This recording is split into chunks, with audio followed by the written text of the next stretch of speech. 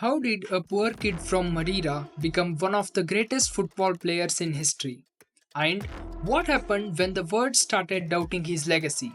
This is the story of Cristiano Ronaldo, a symbol of ambition and hard work. He rose to global stardom, dominated football for over a decade, and then faced criticism, rejection, and was told he was finished. But did he ever really fall? Cristiano Ronaldo dos Santos Aveiro was born on February 5, 1985, on the small Portuguese island of Madeira.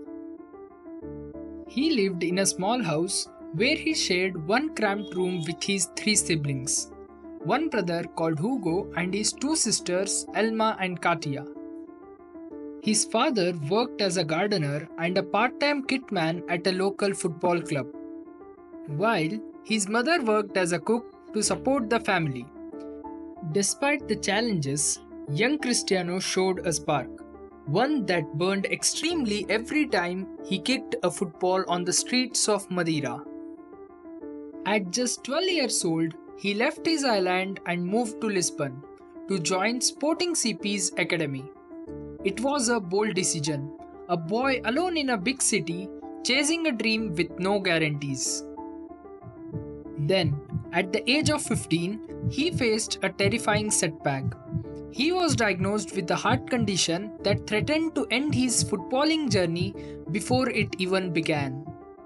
But with surgery and a quick recovery, he returned to training stronger and more determined than ever. Just a few years later, that skinny boy from Madeira was making headlines. At age 18, he was signed by Manchester United. Sir Alex Ferguson had seen something special in him, a raw talent with explosive pace, dazzling footwork, and the mindset of a warrior. Ronaldo's rise in England was rapid. He transformed from a flashy winger into one of the most dangerous forwards. Beautiful ball to Ronaldo. Chance Manchester United. Goal! Manchester United. Cristiano Ronaldo squares it up again. Well, top class football at breathtaking pace. By the age of 23, he had won the Premier League, the Champions League, and his first Ballon d'Or. And then he took an even bigger leap, a record-breaking transfer to Real Madrid in 2009, and in Spain he became a global icon. Week after week, goal after goal, and record after record, he didn't just compete with legends, he became one.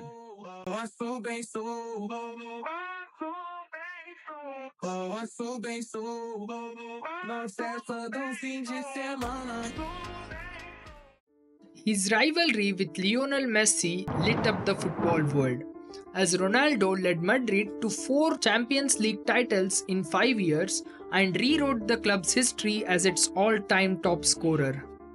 But even the greatest face moments of doubt. In 2018, Ronaldo joined Juventus. Many expected him to bring the Champions League trophy to Turin. He delivered goals and domestic titles, but Europe's biggest prize eluded him. Then, in 2021, he returned to Manchester United.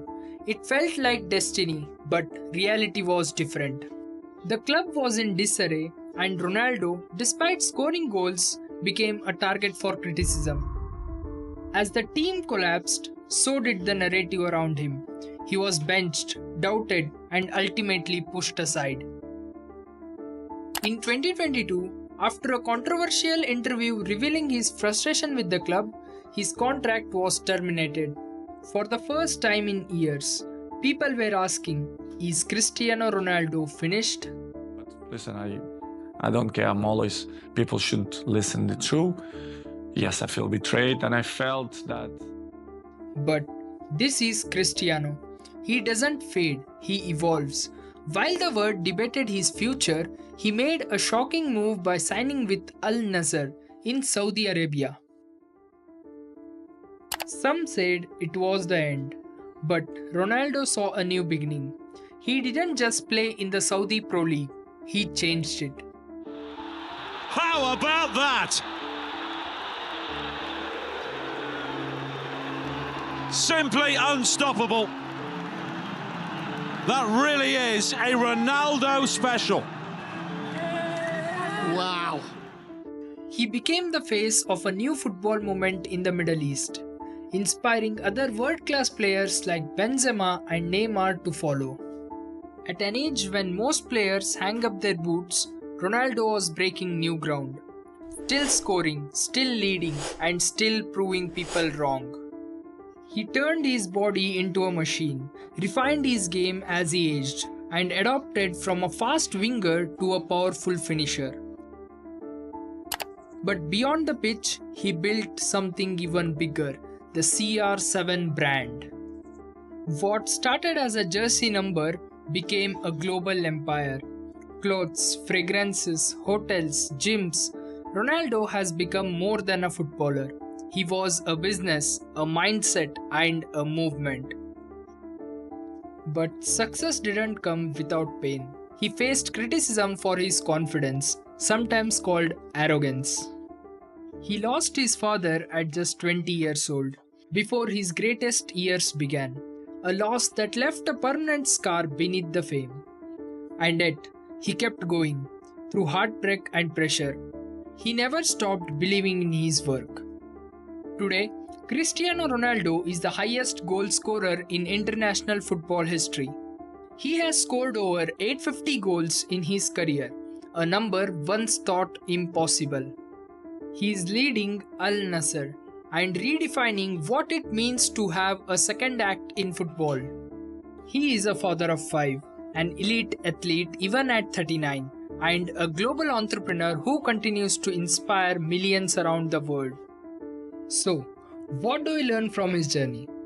That hard work beats talent, especially when talent stops working. Mindset matters more than circumstance. Even when the world doubts you, your belief in yourself can carry you through. Ronaldo didn't come from wealth, privilege, or comfort. He came from hunger, pain, and pure ambition.